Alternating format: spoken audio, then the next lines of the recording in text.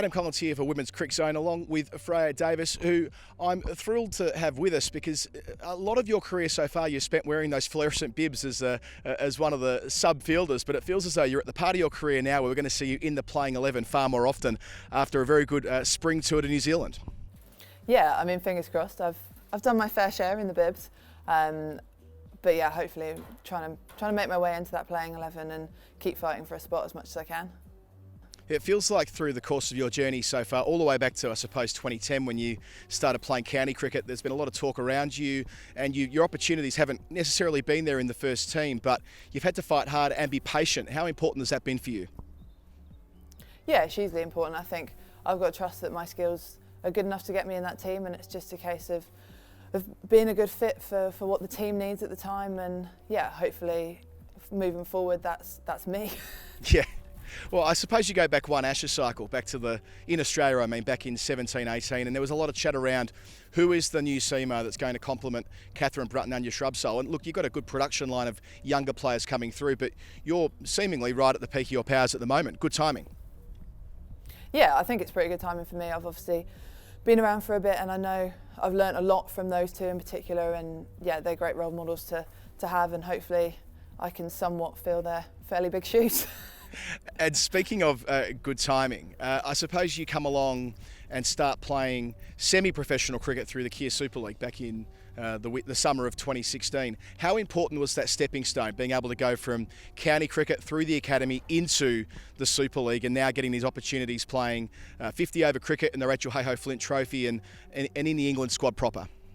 Oh yeah, massively. I think I've said it before that I think the Super League was huge for me to really get experience at that level in crowds, on TV games, all that sort of stuff you're exposed to in the England team. I got to do it with them for 4 years and really hone my skills and prove to myself as well as the selectors that I was capable of doing what I needed to do in an England shirt. So yeah, these competitions are huge, and the fact that more girls these days are getting that experience, and yeah, it just means it's an exciting time for the game, and there'll be people pushing for places like our lot who was in the squad, and yeah, it's exciting.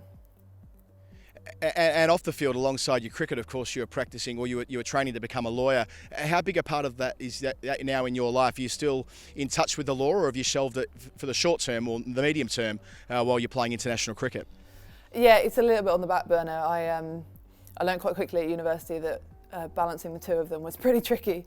Law degrees are inherently pretty tough going. So yeah, it's on the back burner, but it's something I'm excited to do post cricket. But my focus right now is getting in that England team and putting on the 3 lines. Talk to me about that experience in Wellington over the year, earlier in the year rather. It would have been a strange one, I suppose, given that you were in bubbles, quarantined, a million miles away from your family, where it was such a tough time, of course, back here in the UK. And then you get your chance and you take it. It must have been such a proud moment after all of those obstacles for the team to perform when you got the chance. Yeah, definitely. I mean, New Zealand was such an exciting tour. Just to be allowed out the hotel was pretty exciting. But yeah, I think it was a big moment for me to be able to prove that I can do what I know I'm capable of in the 3-line shirt, and yeah, it was a massive confidence boost for me, and yeah, hopefully puts my name in the hat for future selection. And of course, you're in a part of the multi-format point series now where you can control the agenda a little bit. Of course, you've got a wonderful white ball side. I suppose you think the 50-over cricket's your best form at the moment as a team?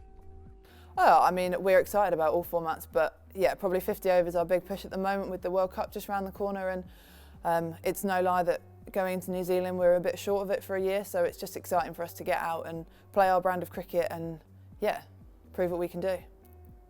What was the debrief like in the camp after the test match ended at Bristol on Saturday? I suppose you did everything you could in your power to make sure that you could get a result, but with it not quite going your way, did it take a while to kind of bounce back around the group?